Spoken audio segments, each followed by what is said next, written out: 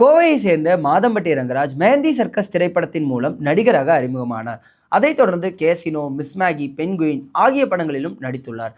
தற்போது விஜய் டிவியின் cook with கோமாளி நிகழ்ச்சியில் நடுவராக இருந்து வருகிறார். தமிழகத்தின் மிகவும் செல்வாக்கு மிக்க நபர்களின் வீடுகளில் நடக்கும் சுபகாரியங்களுக்கு மாதம்பட்டி ரங்கராஜ் தான் சமையல் தலைமை என்பது குறிப்பிடத்தக்கது. மாதம்பட்டி ரங்கராஜுக்கு ஏற்கனவே அவரது மாமன் மகள் ஸ்ருதியுடன் திருமணமாகி 2 குழந்தைகள் உள்ளன. இந்த நிலையில் கடந்த சில மாதங்களாக ரங்கராஜ் தனது மனைவியை பிரிய போவதாகவும் காஸ்டியூம் டிசைனர் ஜாய் கிறிசில்டாவை காதலித்து வருவதாகவும் பேச்சுகள் எழுந்தன. ஜாய் கிறிசில்டா திரைப்பிரபலங்களுக்கு காஸ்டியூம் டிசைனராக இருக்கிறார். இவர் ஏற்கனவே திருமணமானவர். இவர் 2018ஆம் ஆண்டில் பொன்மகள் வந்தால் திரைப்படத்தின் இயக்குனர் ஜே ஃபெட்ரிக் என்பவரை திருமணம் செய்தார். 2023ஆம் ஆண்டு இவர்கள் பிரிவதாக அறிவித்தனர்.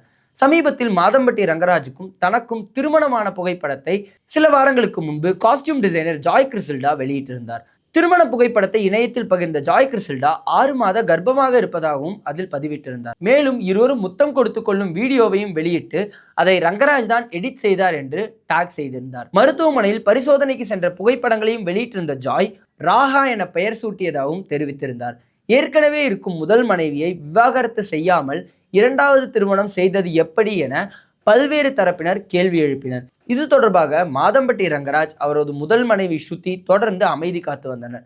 இதற்கிடையே ஜாய் உடன் எடுத்த அனைத்து போட்டோக்களையும் மாதம்பட்டி ரங்கராஜ் தனது சமூக வலைதளத்தில் இருந்து நீக்கினார். இது தொடர்பாகவும் பல்வேறு கேள்விகள் எழுந்தன.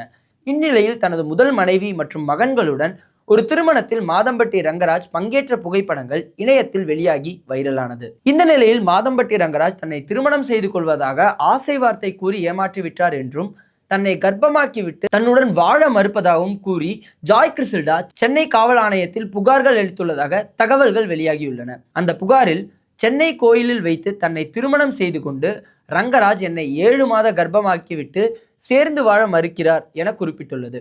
தொடர்ந்து செய்தியாளர்களை சந்தித்த அவர், மாதம்பட்டி ரங்கராஜ் என்னுடைய கணவர், நான் அவரோடு வாழணும், என் வயத்தில் இருக்கிற குழந்தைகளுக்கு அவர்தான் அப்பா, அவரிடம் கடைசியா பேச முயற்சி பண்ணும்போது என்னை அடிச்சிட்டாரு என அடுக்கடுக்கான குற்றச்சாட்டுகளை அவர் முன்வைத்தார். தன்னால் முடிந்த அளவுக்கு மாதம்பட்டி ரங்கராஜை தொடர்பு கொள்ள முயற்சித்ததாகவும் அது நடக்கவில்லை எனவும் அவரை நெருங்க பலர் தடுப்பதாகவும் ஜாய் கிறிசில்டா தெரிவித்துள்ளார். தற்போது வாழவே நினைப்பதாகவும் தனது குழந்தைக்காகவே இதுவரை போராடுவதாகவும் அவர் குற்றம் சாட்டினார். மாதம்பட்டி ரங்கராஜ் தன்னுடைய கணவர் என்பதில் எந்த சந்தேகமும் இல்லை என அவர் குறிப்பிட்டுள்ளார். இந்த புகாரின் பேரில் மாதம்பட்டி ரங்கராஜிடம் போலீசார் விசாரணை நடத்துவார்களா என கேள்வி எழுந்துள்ளது.